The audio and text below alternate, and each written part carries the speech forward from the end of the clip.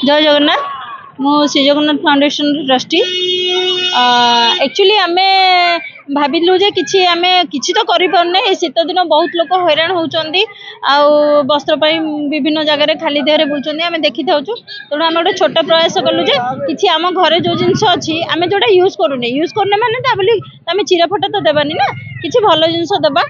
तेणु भाविलु आमे पेंठकटारे आमर किछि भाई माने कहले नाइ पेंठकटारे बहुत गरीब लोक रहउचंदी आ किछि मैडम सेटिके जेकी साहाय्य करंदु। एथिबे हम आज आसी आम गोटे छोट प्रयास करी किछि लुगा किछि ड्रेस आ छोट छुआ मानकर आ किछि बिस्कुट बांटिया पे बहुत खुशी लगे। आमे चाहूँ आमे जमती करूँ अलग लोक भी सेमती आम भली साहाय्य करंतु लोक मानकु आउ एते आत्मार संतोष आसी ए काम करिकी बहुत खुशी लगुच। आमे जमती करूँ आमे भी चाहूँ अन्य माने भी सेमती साहाय्य करंतु।